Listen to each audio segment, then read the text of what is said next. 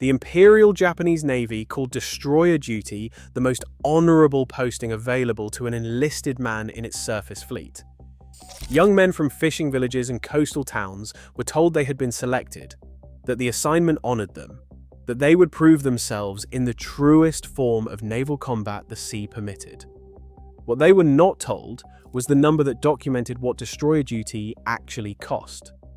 Out of the 176 destroyers the Imperial Japanese Navy operated during the Pacific War, more than 130 were sunk, not damaged, not retired from service.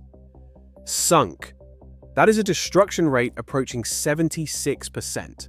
A pace of loss the Imperial Navy could never replace fast enough to matter. The men who served on those ships understood this not from any briefing, but from the simple act of watching ships leave and not come back, and knowing where that pattern eventually pointed. This is the story of what it truly meant to serve aboard a Japanese destroyer in the Second World War, what they endured, what they lost, and why so few of them ever talked about it afterward.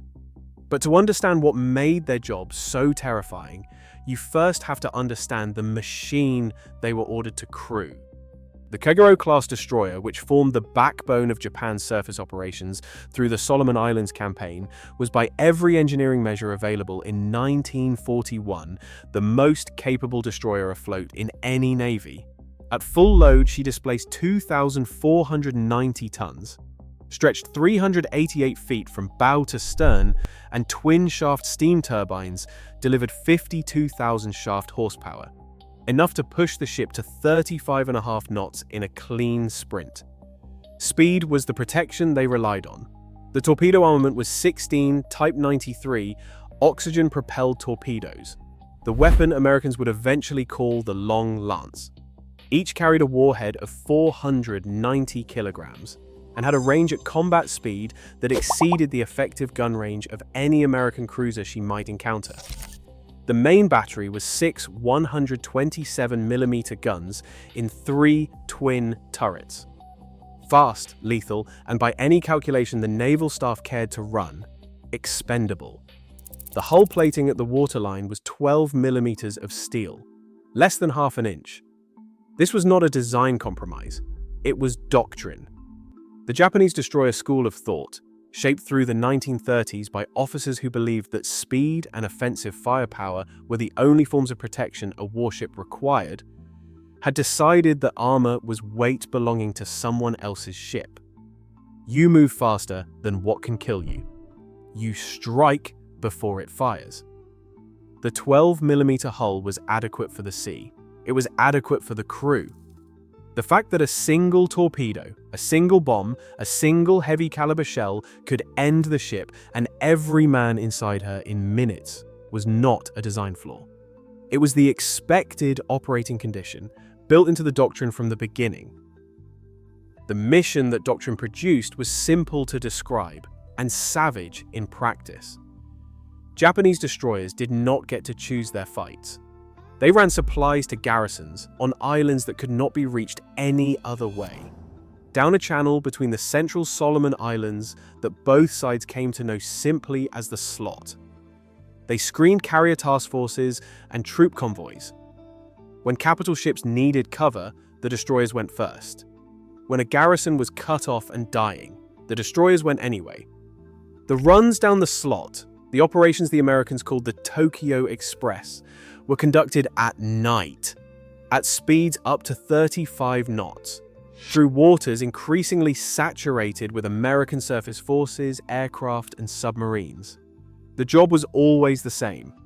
Run south through the dark, unload whatever you were carrying, and get back north before daylight found you.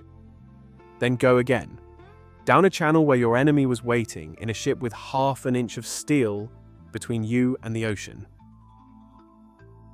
The primary weapon the crews carried into that channel was the thing that made the Japanese destroyer genuinely lethal and genuinely terrifying to serve aboard at the same time. The Type 93 torpedo used pure oxygen as its propellant oxidizer rather than the compressed air used by American and British equivalents. That single design choice gave it extraordinary performance. It left no visible bubble wake on the surface. speeds and ranges that exceeded anything any other navy could match. At the Battle of Tassafaronga on November 30th, 1942, a Japanese destroyer force under Rear Admiral Raizo Tanaka was outnumbered and caught in an unfavorable position. With the Americans already opening fire on his lead destroyer, he launched a torpedo salvo that sank the heavy cruiser USS Northampton outright, and so severely damaged USS Minneapolis, USS New Orleans, and USS Pensacola that all three spent months in repair yards. The Japanese Navy lost one destroyer. The long Lance torpedo in the hands of trained crews at night was exactly what the doctrine said it was. The trade-off was that pure oxygen under pressure, in a system subject to mechanical stress, combat shock, and neglected maintenance, was a mechanism for catastrophic fire. An oxygen leak in the torpedo room did not produce the gradual build of a fuel fire. It produced immediate, total combustion of everything flammable in the space, and the spaces next to it, in seconds. The Navy knew this. Safety procedures existed, and they were thorough, and they were followed with the care of men who understood precisely what happened when they did not. But the procedures that worked in a shipyard, with rested men and full maintenance support, were not the same procedures after 2 weeks at sea, 3 hours of sleep per night, shortened rations, and a pace of operations the supply network had not been built to sustain. The men who worked the torpedo mounts understood the difference between those two conditions in a way no training document could fully capture. They went to their stations anyway because the ship required it. Before the combat, there was the existence. And the existence was shaped by the same institutional indifference to anything that did not directly contribute to fighting power. The forward berthing compartment on a Kagero-class destroyer measured approximately 12 meters long and 4 meters wide, roughly the floor area of a medium-sized bedroom. Into this space, the Navy accommodated between 60 and 80 enlisted ratings. The bunks were pipe frames with rope bases, stacked 3 tiers high, with approximately 45 centimeters of clearance between tiers. A man in the top tier slept with the overhead close enough to touch without extending his arm. A man in the bottom tier collected everything that fell from the 2 tiers above him. There was nowhere else to go. The Imperial Navy had no policy equivalent to scheduled rest or personal time. Watch rotations ran on a 4-on, 8-off cycle in theory. In the waters around Guadalcanal in 1942, the theory was irrelevant. The slot runs were conducted at night, and night action stations lasted until dawn. The men off watch between dusk and dawn were not sleeping. They were at secondary stations, at damage control positions, at ammunition hoists. The official rotation produced approximately 3 to 4 hours of sleep per 24 hours during sustained operations. This was not a crisis condition requiring intervention. This was the expected operating tempo, built into the planning documents from the start. Nobody could complain about this in the Imperial Japanese Navy of 1942. The institutional culture had no mechanism for it. A complaint would not have been received as information. It would have been received as a character defect. The food followed the same logic. The standard ration was built around rice, with dried fish, pickled vegetables, and miso, theoretically sufficient for men doing heavy physical labor. In practice, during the peak of the Guadalcanal, runs from August through November 1942, destroyers were at sea between 15 and 22 days out of every 30. Fresh provisions lasted 4 to 6 days. The refrigeration systems were sized for officer accommodations first. Enlisted men, after the first week at sea, ate rice from sacks stored in magazine spaces that had absorbed the smell of fuel oil and salt air, and dried fish that tasted of its own tin. By late 1942, ships were reporting to squadron commanders that provisions were running short before the supply cycle completed. The reports were received and noted. The ships were sent on the next run anyway. Cold was not the enemy here.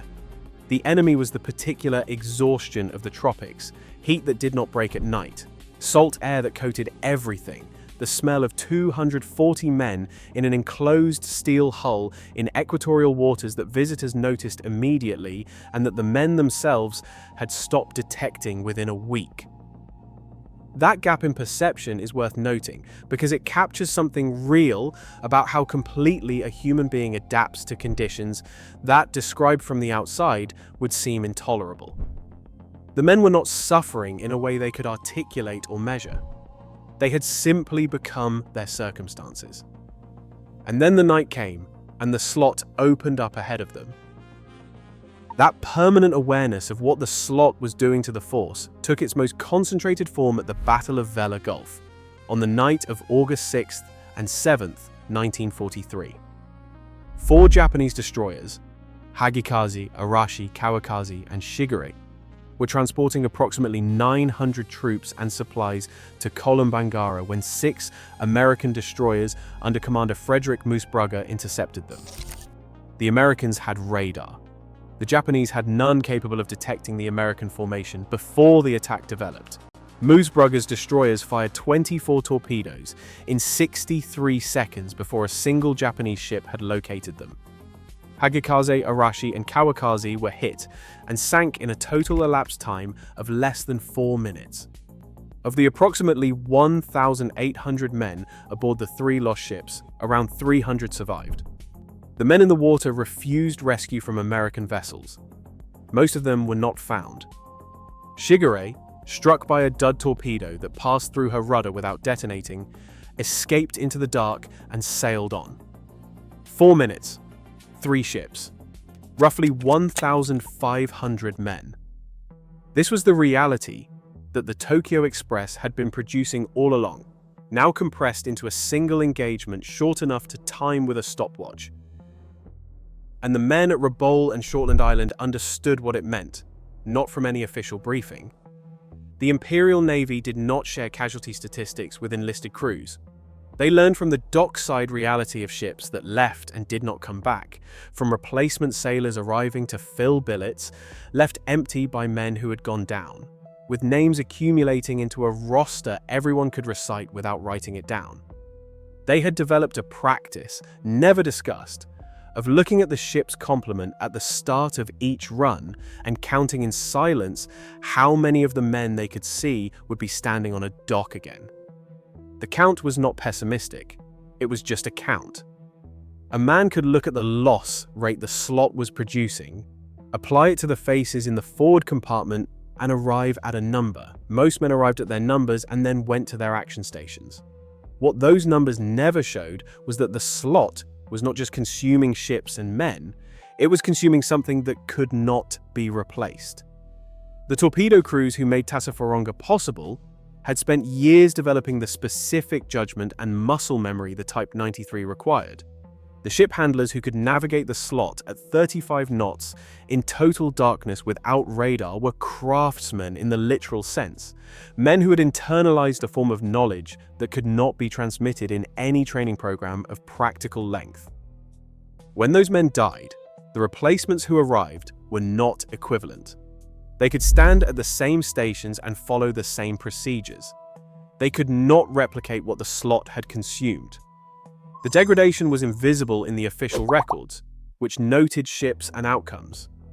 It was visible only in the results, which shifted steadily against Japanese destroyers through 1943 and 1944 in ways the naval staff attributed to American material superiority, and which were also, in measurable part, the consequence of sending inadequately seasoned crews into the most demanding tactical environment the war was producing.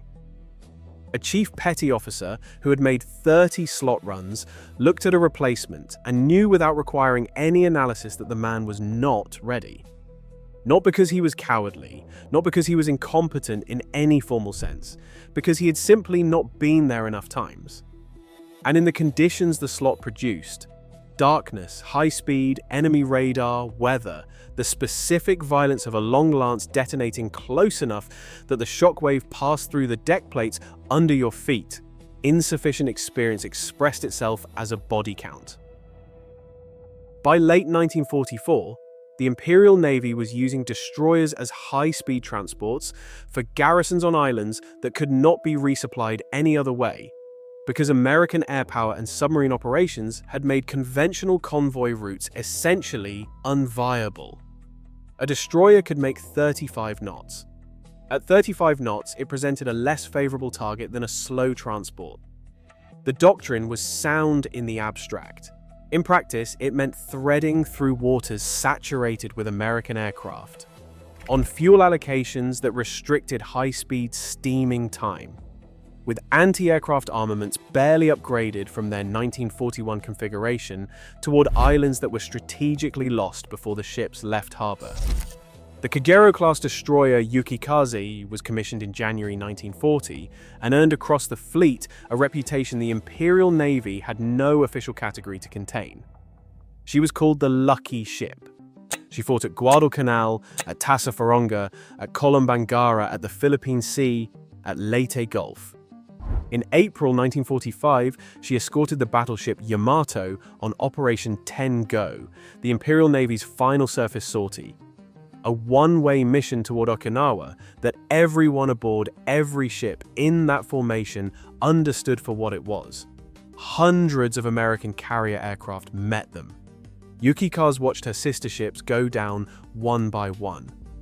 When it was over, she rescued survivors from the sunken battleship. Then she scuttled Izakaze, the last Kagero-class destroyer still afloat besides herself, and came home alone. 18 out of 19. Every other ship in her class was gone. The men who survived came back to a country absorbing a defeat so total that the language surrounding their service, the honor, the selection, the pure water of the fleet, had collapsed along with everything else. There were fishing villages, if they were still there. There was the sea, different from the slot in ways that were also, depending on the man and the day, not entirely different at all. They had stood at their action stations and made the count in silence. They had arrived at their numbers. They had gone down the slot anyway, because the ship required it, because the culture required it, because there was no other answer available to them. That was destroyer service in the Imperial Japanese Navy. The ships ran the slot until most of them were gone. The men who came home had no language for what they had seen. They did not talk about it much. Most of the ones who would have talked about it did not come home. If this is the kind of history you value, please like the video and subscribe so you do not miss the next one.